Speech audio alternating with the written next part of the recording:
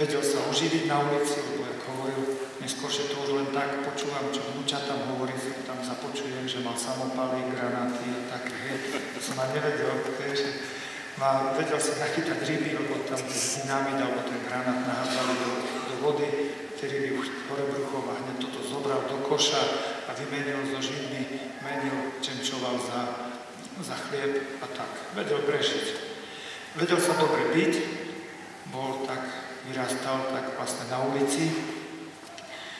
Keď zrovna nás nebil, tak sme boli hrdí na to, že na koho vypúkal však, ale bol to tak agresívny alkoholik.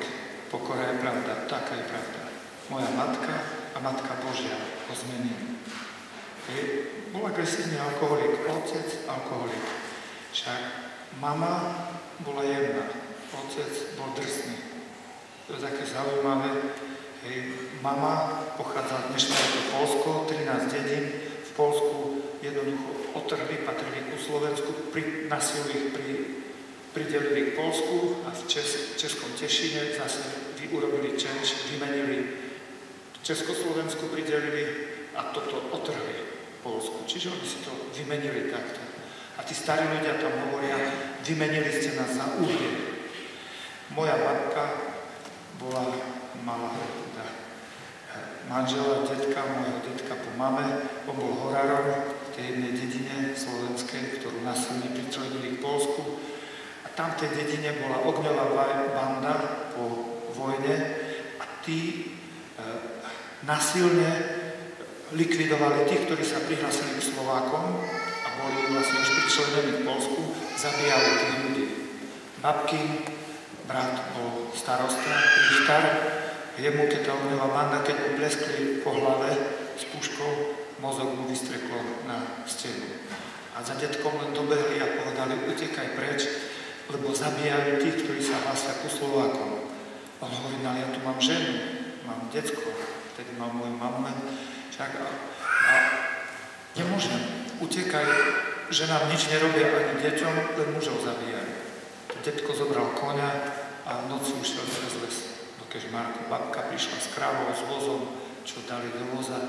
Čiže prišli do Kežmarku, keď to priťahnem za vlasy, ako bezdomovci. Otec, keď žil tak na ulici a pri detkovi, a tiež priťahnem za vlasy, ako bezdomovec. No, dúfam, že sa moji súrodenci neurazia, keď poviem, že som syn bezdomovca. Však, bo mama prišla ako bezdomovec, v cirkuse tam bývali, potom tá sa opila v cirkuse, vyhodili ich von, čiže tak je dosť ťažko. Mama bola jedna a otec bol taký tvrďac, agresívny. Jak sa oni našli, človeče? No ale plus a minus, to sa si vyťahuje, či ako, ja neviem. No ale pozrite, ja som mal vlastne, nechápal som, že som mal takého tvrďasa otca a matku takú jemnú. Otec, viem, čo to je celú noc nespať, preplakať na schodoch celú noc, byť zakrvavený, hladný do školy. 11 pecek som vyfasoval za týždeň, kým profesor povedal, neskúšajte ho. Prečo? On má doma problémy. Pozerám, skade to vie. Matka jedna, otec tvrdý. Matka, vyšli sme z kostola z majovej pobožnosti, dáš so snehom v máji, hoci kedy po Tatrami ešte tak sneží. A mama mi hovorí, Maroš, vidíš tam tú tetu? Len ktorú? My sme boli chudobní. Otec hoci kedy prepil celú výplatu. Prepil. Ráno sme nemali čo jesť. Otec prepil, mama išla s plačom, stála, hovorí, deti, ja vám nemám čo dať jesť. To nič, mami, v poriadku. Mama šla ráno na 6 do kostola, vrátila sa naspäť, našla v snehu, záveji našla 25 korunáčku Janžiška. Potom boli 20-ky, predtým 25 korunáčky, hneď kúpila lekvár, mlieko, chlieb. 10 korún bolo pre nás veľa. 10 korún, to boli 2 litre mlieka, pol chleba a koruna zvyšila. Ja som chodil ráno na raňajky, také sme mali raňajky. Do dneska mám najradšej chlieb a mlieko, stačí. Mlieko a chlieb stačí. Však. A moja mama, vyšli sme z majovej pobožnosti a ukazuje tam. Vidíš tu tetu Maroš? Ktorú? Tamto tam. Vidím. A čo budeš? Má taký starý kabát. A ešte má také staré ponožky, štrincle. A ešte má holé nohy. Áno. A ešte má také staré topánky. Správne, Maroš. Tu máš 10 korún. Choď a daj tej tete. Mami, tu tete, veď ona ma nepozná. A moja mama hovorí, chlapče, zapamätaj si, najkrajšie skutky sú tie, o ktorých nikto nevie. Len ty a Pán Boh. Choď a daj. Ja nejdem. Bojíš sa? Nebojím. Bojíš sa? Nebojím si, zbabelec. Nie som, mami. Daj. Dobehol som ku tej tete. Pochválený Kristus, teta. Tu máte. Tá tetka ma chytila za ruku, sa rozplakala. Chlapče, kto si? Mama dala 10 korún. 10 korún, ja som vedel, to sú raňajky pre nás. To bolo pre nás veľa. Mama nedávala, pretože my sme nevládali, lebo už sme boli tak najedení, že dávame z prebytku. Mama dávala z podstaty. To je naozaj láska. Nie, že nevládzem desiatu, tá tu máš. Vládzem, odlomím a tu máš. Hladný som. Nemám sám dostatok. Odlomím a dám. Tu máš. To bola naša mama. Mama hovorí, ja som dal 10 korún, teta ma chytila za ruku, plakala, hovorí, kto si, chlapče? Ona sa rozplakala. Hovorím, to je jedno. Vytrhol som, pochválený Kristus, tu máte teta. Ušiel som a na rohu ma čakala moja mama, plakala, chytila ma do naručia, zohla sa ku mne, začala ma boskať, plakala, krížik mi robila na čelo. Mami, prečo plačeš? Chlapče, ty tomu nerozumieš. Mama jemná, otec tvrdas. Mama mala zmysel mimoriadny pre chudobných, pre obyčajných ľudí. V Kežmarku mala zmapovaných všetkých ľudí. Všetkých. Tam, kde je teraz ten Zlatý bažant, tá reštaurácia, tam bola z plechu urobená taká budka, keď som bol chlapec, zima bola mraz a moja mama ma dovedla do tej splechovej budky, také zohnuté plechy, 2, 3 dvere, len takéto bolo zrobené po žensky, lebo tam bývali dve ženy, matka s dcerou. Tá matka zomierala na posteli a tá dcera vedľa nej plakala, mali malú piecku, tam trošku dreva. A čo mama im dávala, to som nevedel, ale viem si to vcipiť. Asi z tých malých peňazí, čo sme mali, strčila. Nevidel som, čo dala, ale videl som, že dala tam takúto chňapla. Pozeral som, ale mami, kde oni majú nábytok? Maroš, nemajú. A kde majú drevo? No to čo vidíš? Ale veď to nevystačí na celú zimu. Správne, chlapče, nevystačí. Čo budú jesť? Vidíš, sú ľudia chudobnejší ako sme my. Také oči som mal vypúlené, pozeral som na mamu, na tie dve ženy. Mama mi vštepovala chudobným. A otec, 25 rokov som mal, človeče, keď som dačo zapakuloval, len dačo. Ja som povedal dačo, krivo som kúkol na zem, taká facka. Ty, jak som vylepil, krv ma naraz zaliala. Utrel som si, pozriem na krv, pozriem na otca. Otec povedal, vieš za čo? Keby som povedal, z druhej strany vyrovnávka. Fú, som väčšinou hovoril, že viem, ako som rozmýšľal, čo. Otec bol spravodlivosť, pecky. Mama bola vysvetľovačka, za čo to bolo, láska. A babka bola amnestia. Babku, keď som mal za sebou, tá babka to tak ako urovnala. Nechápal som, prečo taký tvrdý otec a prečo taká jemná matka. Nechápal som to. Teraz tomu rozumiem. Boh si ma chystal na prácu s takýmito ľuďmi. Keby som mal len matkinu školu, jemnú, tak tí moji chlapci by ma zabili. Bývali vrahovia, agresívni, bitkári, kriminálnici. Po revolúcii prezident Havel, keď pustil amnestiu, keď spravil. Ja som myslel, že celý Leopoldov prišiel ku mne. To sme mali bitky, tí každý chvíľu jatky, masakre, tí človeče, krváky. To je jak z filmu. No, vedel som sa zorientovať? Áno. Kto ma to naučil? Môj otec. Môj otec. Čiže keby som mal len školu po matke, tí moji chlapci by ma zabili. A keby som mal školu len po otcovi, ja ich pozabíjam. A vidíš, Boh mi dačo dal kuštík z matky, Boh mi dal dačo kuštík z otca. Kuštík tak. Počúvaj, človeče, tvoj Boh sa nemýli, keď ti dal takého otca a takú matku. On sa nemýli. Počúvaj, nemýli sa. Keď je niečo odporné na otcovi, na matke, to preto, aby teba som presvedčil. Ty taký nebuď taká. A keď vidíš niečo krásne na otcovi, tak buď taká. Človeče, pamätaj si, že Boh sa nepomýlil. Nepomýlil sa otcom ani s matkou. Nepomýlil sa. Môj otec bol agresívny alkoholik, hovorím. Všelijaký bol jej, aj nás čapal, zbil, mamu zbil. Môj najčernejší deň bol, keď otec raz bil mamu, mama zostala ležať, ja som bol druhá gymnazista, chodil som na karate 13 rokov, nevedel som, že budem farárom, ma bavilo karate. Otec nás učil, jak sa treba byť, jak zbyť silnejšieho. Mároš, ty musíš mu prvý vkúriť, nečakaj, prekvapko, prvý musíš dať, prvú ráno a nedáš sa. Neskôž byť slabo, pich mu jedno a pich a do brady a pich mu jedno a pich druhú hneď a potom utekaj, keď je silnejší. Matka učila o odpustení, otec o bitke, taký guláš som mal v hlavu. Tata, čo teraz? Odpúšťať či sa byť, čo to teraz je? Hej, aký guláš? Hej. Otec byl mamu, mama zostala ležať na zemi. Ja som mamu prekročil, druhá gymnazista, 17-ročný. Zobral som peste, otec proti synovi, syn proti otcovi. Môj najčernejší deň. plný nenávisti, zlosti som prekročil mamu, hovorím, otec, viac mamu byť nebudeš. Kto povedal? Ja. Lebo čo? Neviem čo, ale matku viac neudreš. Lebo čo? Neviem, otec, čo? Neudreš ju. Moja mama sa zdvihla zo zeme, zalepená od krvi, od slz, od slív, utrela si tak slzy, všetko dolepené, prebrala sa, pozrela na otca, na mňa, Maroš, neopováž sa ho dotknúť.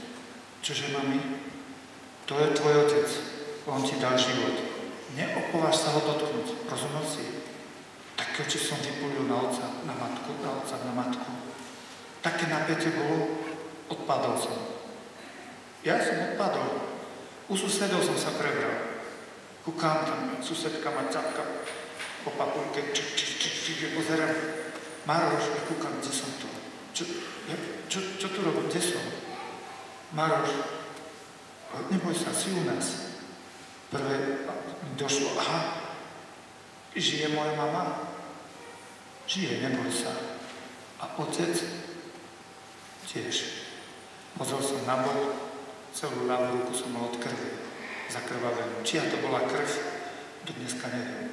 Otcova, matkina, moja, neviem, to bolo nedôležité. To bol môj otec a moja matka. Vidíš to, kamaráde? Hodinky rozoberem na súčiastky, sklíčko, ozubené koliesko, jedno, druhé, keď sú tu strojári, ozubené kolečko rovnaké zapadnú do seba, keď majú rovnaké zuby. Ale keď je jedno väčšie, jedno menšie, no tak musí mať rovnaký modul. To sa po strojársky volá. Rovnaký modul, keď nemajú, tak tie zuby zub na zub nepasujú. Ak majú rovnaký modul, malé zapadne do veľkého a veľké do malého. Ako keby mi v mladosti povedali, vybrús tú osku, zrob také kolečko väčšie. Ty brúsiš, nadáva si, myslím, na čo také voloviny, na čo také blbosti, ale robíš to, hundreš. A po 50-ke pivdak to poskladá hodinky. A ty zhykneš. Človeče, veď oni idú. Tak je to s tvojim životom. Boh ho tak poskladal, otec, matka, kamarátka, manželka. Ono to funguje. Kto je ten strojár, ktorý dá rovnaký modul tým kolečkám? Duch Svätý. Všetko klapne, ty človeče. Niečo ti poviem. Ešte aj tvoje slabosti, aj tvoje hriechy. Všetky tvoje poklesky takto Pán Boh skrúti na dobro, ak máš dobrý úmysel. Pán farár spomínal svätého Augustína. Svätý Augustín hovorí, všetky hriechy mám. Všetky. Okrem vraždy mám všetko. Spomeň si na hoci, ktorý svoj hriech. To všetko mal Augustín. 14 rokov s prostitútkou žil. Neskôr, keď sa stal biskupom, bol špičkový biskup. Rozumel všetkým tým ľuďom. Prečo? Prešiel cez to. Pán biskup, Ariáni, problém. Ja viem, ja som u nich bol. Tu majú slabinku. Pán biskup, Banichejci, aj u nich som bol, tu majú slabinku. Pán biskup, alkoholici, ja som s nimi pil, tak treba na ne. Pán biskup, prostitútky, ja som mal jednu 14 rokov, som žil, mal som s ňou dieťa. Augustín, všetky tie aj poklesky, aj chyby, všetko skrútil na dobre. Čo ty? Čo ty vňukáš na otca, na matku, na manžela, na manželku? Miesto toho, že by si kúkal, jak to všetko klapne, jak to všetko ide jedno do druhého. Ešte aj tvoje hriechy, tvoje poklesky, nedostatky, chyby, všetko Boh skrúti na dobro, ak si vzbudíš dobrý úmysel. Všetko pôjde na tvoje dobro. Všetko, to nie sú náhody, to je prozreteľnosť Božia. Môj otec, moja matka sú toho dôkazom. Prišiel taký jezuita, už je mŕtvý pán farár a iba povedal, ukázal na môjho otca. Vás čaká nešťastie. A môj otec hovorí, a prečo? Videl som, jak sa vaša manželka a vaše deti modlia. Otec bol von, behal, mal všelijaké kamarátky, mal kamarátov, kde chodil. Prišiel v noci, tlačil okno zo zadu, povedal, že na všetkých pohlúši, pozabíja. My sme tomu verili. Môj brat, taký, bol cez celý Kežmarok v Trénkach, bol si, prebehol, zapal plus dostal, po kolena snehu. Na hanbu sme vyšli. Si myslím, Bože, jak to? Prečo taký otec? Jak to, že taká matka? Jak to, Pane? Čo to ako má byť? Boh si ma chystal. Chystal si ma na službu tú, ktorú konám. Teraz sme mali na Vianoce, sú to dievčatá, ktoré nám pomáhajú, vedia, že 310 porcií sme mali na štedrú večeru, čiže tak nás je plus minus. Taká partia sme perepuť na mojej fare. Taká partia. Však niečo zomre, niečo sa narodí, niečo zoberú na služobku do basy, niečo zo služobky pustia. Také sme partia. Od 0 do 90 rokov, to furt dačo. Čo si teraz sa mi dvojičky narodili, no nie mne, ale moje dcere, môžem povedať. Však dievčatko, domováčka, jednoduchá, úplne mentálka, jednoduchá. Dvojičky, teraz to už môžem vyzradiť, mala prasaciu chrípku. No teraz, keby som to tam povedal, tak všetci skočia. Ticho som bol. Prijal som, ticho som bol. Ticho som bol, bo si myslím, poplašem kopec ľudí. Už je potom, prešlo už kopec času, takže sa nebojím. No, čo teraz s tými ľuďmi? Čo teraz? No tak, Boh mi ich zosiela a teraz ja som si zorientovať. A ja všetky veci neviem. Dobrý vodca to nie je ten, čo všetko vie. To som pánu farárovi povedal. Zhorel by v piche, keby všetko vedel. Dobrý vodca je ten, čo dá takých ľudí dokopy, čo všetko vedia. Úvodzovka, lebo Boh vie iba všetko. Ja neviem variť, okrem čaju som nenavaril nič a preto potrebujem kuchára. Vidíš, to ma drží pri pokore. Ja by som zahynul za týždeň. Vidíš, ja potrebujem kuchára. Neviem murovať. Strašne rád murujem, ale strašne krivo. Chlapci hovorí, fakt, ty strašne krivo muruješ. Ja som v pohode. Vodičák som si robil na všetky auta, ešte aj na kombajny. Aj na kombajny môžem jazdiť. Autobus, na všetko som si zrobil. Odjazdím hocičo, šofer si zlámal ruku, tak som zobral Tatru s vlekom a vozil som celý týždeň šútre. Autobus treba zobrať, idem tam, idem traktor treba. Ale nie som šofer. Potrebujem šoferov. Zastúpim hocičo, ale sám cítim, že tam ma Boh neťahá. Nedal mi na to dary, vlohy. Zhoril by som v piche. A vidíš, Boh to takto teda robí, že dáva tým ľuďom jednotlivé dary, no a potom si ich chystá na jednotlivé služby. Kto predtým vedel, že ja budem farárom? Ja som sa celý čas chystal do manželstva. Celý čas zaujímali ma kone, pušky, karate, horozestvo. Čo to má s kňazstvom? Nič. Ale ja som kňazom nechcel byť. Dúfam, že nestratíte vieru, keď poviem, ja som sa veľmi tešil na ženu. Jo, keď som mal ženu. Bože môj, ja budem mať ženu svoju, jak ja ju budem mať rád. Bože, uvidíš, jak ja ju budem mať rád. A prvú mi daj dceru, Ježišu. Ak mi dáš prvú dceru, uvidíš, aké ti budem vďačný. Ježišu, chcem prvú dceru.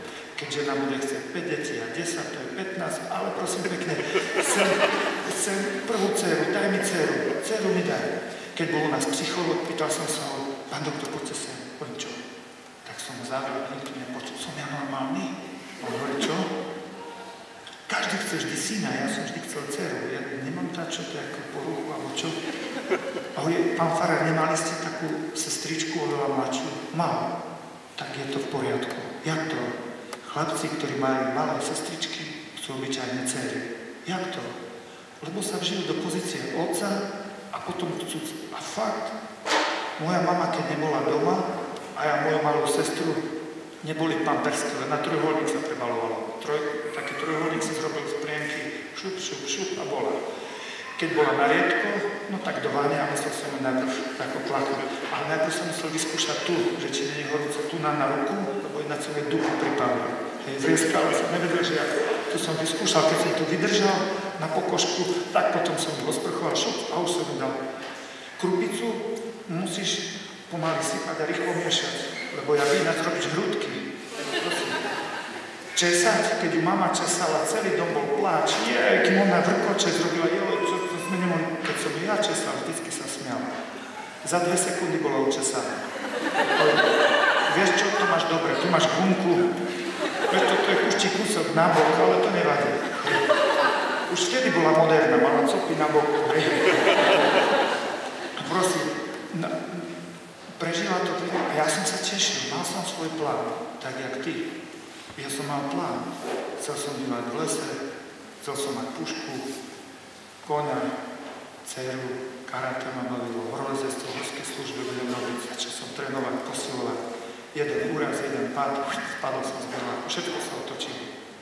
Všetko sa tak sa rozplynulo, všetko tak. Však Pán Boh ma cisol a ja si myslím si, Bože, však som mohol byť mŕtvý. 2000 metrovej výške, 20 metrový pád z berláku.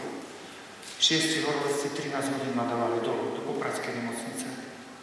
Prvýkrát v živote som sa začal pýtať, jak tu váš pán farár povedal, na čo sme tu a kam kráčame. Nevieš, na čo sme tu? Čo tu robíš? A kam kráčaš? Nevieš, kam kráčaš? Tak na čo sa potom učíš? Na čo chodíš do školy? Na čo pracuješ? Na čo zarábaš? Na čo byť dobrý? Na čo sa ponáhľaš? Keď nevieš, na čo si tu a kam kráčaš? Keď ma znašali horolezci, Pražáci, 13 hodín, o 12. na obed som spadol, o 1. v noci som bol po Popradskej nemocnici. Prvé som sa pýtal, na čo sme tu a kam kráčame. Na čo si tu? Aby sme maturovali z jediného predmetu, z ktorého? Z lásky. A kam kráčame? K láske. Ak to není pravda, pozeráte sa na najväčšieho cvoka pod slnkom. Prečo ja nemám ženu? A prečo nemám dceru? Za dceru by som vymenil všetko na svete. Ty máš dceru? Napadlo teda kedy poďakovať za dceru? To nie je samozrejme, že ty máš dceru. Ja by som dal všetko na svete za dceru. Keby som mal dceru, Ježišovi som povedal, Pane, ukáž prstom, ja vymením za dceru, čo chceš. Ale daj mi prosím prvú dceru. Jak ja ju budem mať rád, naučím ju jazdiť na koni, strieľať z pušky. Keď manželka nebude pozerať, odplúvať ju naučím. Tak, jak som naučil sestru. Keď som mame povedal taký šťastný, mami, ja som Katku naučil odplúvať. Mama, už prestaň, čo to rozprávaš? A na čo je to, prosím ťa, bude? A čo keď bude mať synov? Presne 3 synov má. Neviem, či ich naučila odplúvať, ale možno sa aj to zíde, však? No, Pán, už prestane. Vidíš, tak som si vždycky, však? A potom ma Pán Boh chystal na prácu. Nerad používal slovo s bezdomovcami. Odišiel som do seminára, zmizol som, normálne som tak zmizol. Z horskej služby kamarát hovorí, Maroš, nebytej tvoje starostky, my nevieme, kde si tak zmizol. Pozeráme televízor a kúkajte tu na horskej službe, hovorí, poď sa, kúkaj tu, on je farárom. On je farárom, on sa stará o bezdomovcov, kúkaj tu. A tak mi jeden chlapík, lieta ešte dodnes na helikoptere, zachraňuje ľudí, donesol koňa, sedlo, ďalší rukavicu donesol, čelovskú baterku, rúbsa. Hovorím, čo jak ste ma našli? Nebyte tvoje starostky, my pozeráme televízor, on je farárom. Kde si zmizol z tých tátier? My sme ťa naraz nevideli. Odišiel som do Žakovic. Vieš, Maroš, my to nemôžeme robiť, čo ty, ale fandíme ti, držíme ti palce. A to mi len tak koňa dávaš. A ty sa len tak o cudzích ľudí staráš. Ja to nemôžem robiť, čo ty. A taký perfektný koň, a také sedlo, ty však švajčiarske sú, ty človeče, že to je drahé sedlo. To tak len dávaš mi sedlo? Jasne, máš poriadne sedlo. Ty ja zvíram, ja také oči som vypúlil. Však mám rád kone. Však aj môj taký najväčší relax je koň. Sadnem na kone aj však. A kde testujem? Pani Marii, prečo ku nej? Lebo mne žena veľmi chýba. Kľudne to povedať pred pápežom. Ja som nešiel za farára, pretože by som nenávidel ženu. To nie je pravda. Toľko miluješ matku a toľko partnera a partnerku. Ak to není viac, nie si zrelý do manželstva. Keď sa nevieš odstrihnúť od mamičky, nežen sa, alebo dotrápiš tú partnerku. Dotrápiš. S kúpočnou štúrou s mamičkou po meste nemôžeš chodiť. Keď sa nevieš odstrihnúť od mamičky, nežen sa, nevydávaj sa. Nie, že nenávidel som matku, som sa oženil. Nenávidela som matku, som sa vydal. Matku milujem a dávam prednosť partnerovi partnerke. O tom je manželstvo, preto nevesti plačú. A kňazstvo a zasvetený život, dívaj sa, ešte schodí vyššie. Nie z nenávisti k ženám som ja farárom. To by som musel priznať úchylku, alebo dajaké si bočné úmysly. Ale z lásky k Bohu. Matku miluješ ďalej a predsa dávaš partnerovi partnerke prednosť. Správne, si zrelá do manželstva. Svoje dievča mám ďalej stále rád. Áno. A napriek tomu som kňazom.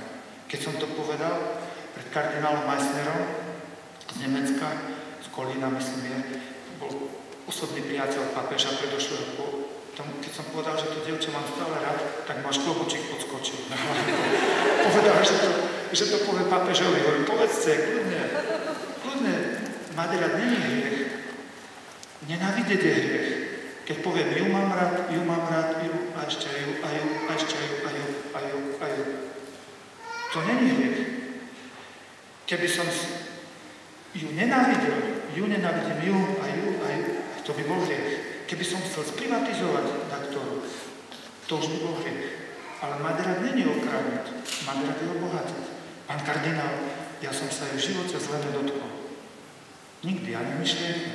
A preto môžem smelo do očí pozrieť a povedať, toto dievča mám stále rád. Stále.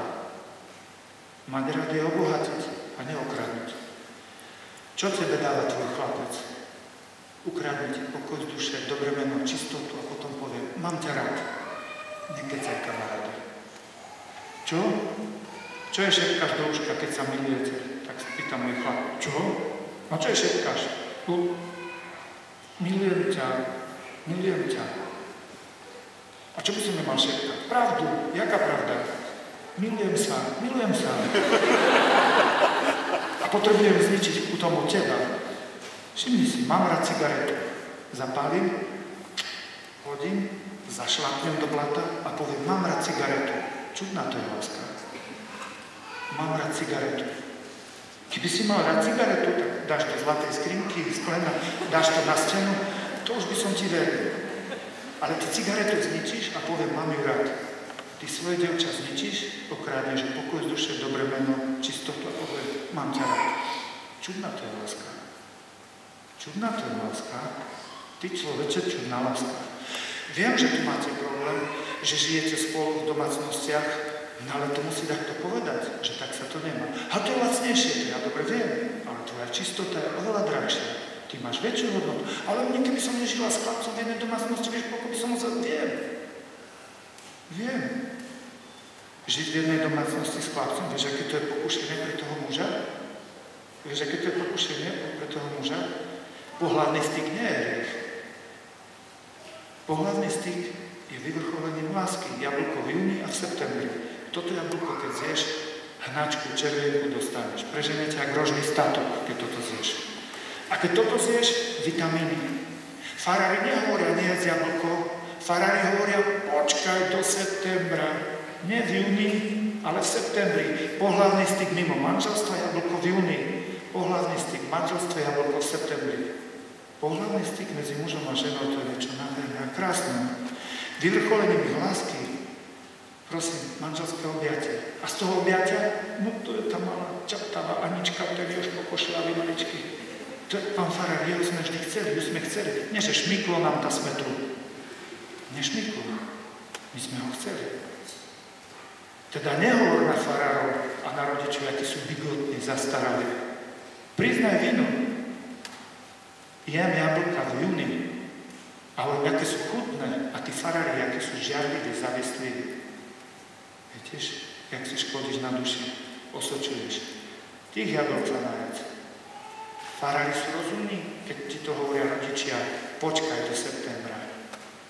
Vidíš, kto ti treba pomaličky naučiť? Rodičia, však Boh sa nezmiluje s nimi. I odišiel som, si myslím, Bože, keď Ty si mi dal život, ja Ti ho vrátim naspäť a posvetený. Odišiel som do seminára. Tí chlapci z horskej služby ma našli. Nemali sme čo jesť, suchý chleba, škvárky. Stará fara, na zemi sme spali, vreca sme sa prikryvali, vreca pod hlavu. Jedného chlapca som mal z basy a druhého z basy pre mladistvých, jedného a druhého z polepšovne. Nemali sme čo jesť.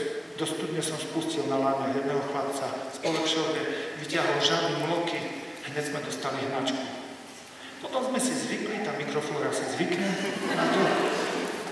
A tešili sme sa, keď prišla návšteva, tiež dostali hnačku. Vždycky sme sa tak, už sme vedeli, farár, no, robí rýchle a krátke kroky. To už sme vedeli, že čo to je. A smeruje kde? K ministerstvu úľavy. Tak už som vedel, že kde. Prišli Belgičania, to ich poskladalo všetkých. Normálne tak za brucha sa držali. Mali sme starý záchod, drevený, a hovorím, sú tu Belgičania chlapci. A čo má byť farár?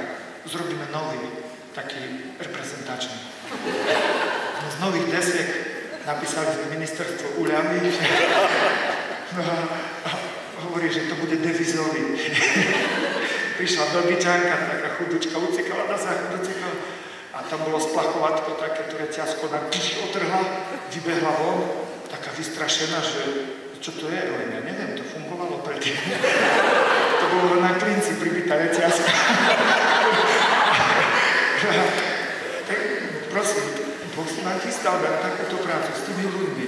Koľko sa stalo, aké veci, keď sa začali chlapi byť. 30 chlapov, keď sa začne byť. 30 chlapov. Netraja. 30. Ja pijem mlieko a pozerám na zem. Myslím, to je film? Čo to je? A teraz mi dievčatové farár, to je realita. Hovorím, čo? Chlapi sa bijú. Puste ma tam. A dievčatá hovorí, nie, farár, zabijú ťa. A kto tam pôjde? No som vošiel medzi nich, Matka Božia, pomáhaj, Duchu Svätý, tie rozhodnutia, aby boli správne.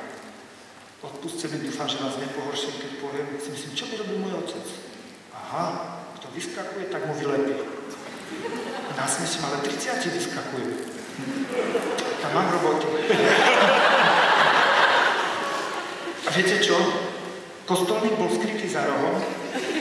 Všetko, nikto sa nepovažil približiť. A medzi nich, o čo sa pobili? Čo myslíte, dievčatá? Požehný, presne tak. Ožený, nechcem, Bože chrán, že z kabelkou vonku dostanem, potom, že na ženu točím. Ožený, chlapec si našiel z dediny dievča a ona dala prednosť bezdomovcovi. A dedinčania prišli tam a to ti zavolali tých vrahov a bytkárov s tými železnými tyčkami. Víš, čo by to bolo? Masaker. Ja som nemal čas buď taký dobročky psychologičko, toto, akým si ty... Celá psychológia... Toto, čo mama 2 hodiny vysvetľovala, otec za 2 sekundy vysvetlil. Hej, toto prosím, No a teraz ja medzi nich nepesťou, ale iba facky. Myslím, Duchu Svätý, ved moju pravicu teraz. Kostolník pozeral z boku, hovorí, farár, to bolo jediné a správne rozhodnutie. Ty jak to, že ťa všetci rešpektujú? Traja by zo mňa urobili palacinku, nie 30 chlapov. Medzi nimi v tej hustote, kde sa bili, klopčili, poď od neho, ľava, práva, back and forward. Dobre, tu som ich dal od seba a potom tí chlapi, čo z okna pozerali, farár, tomu si dobre dal, aj tomu, ten bol tiež frajer, tomu si úplne zadarmo dal. Ja keby mi tyku pichal do srdca. To nič, ale na druhý deň boli rekolekcie, to je kňazské stretnutie, duchovná taká obnova.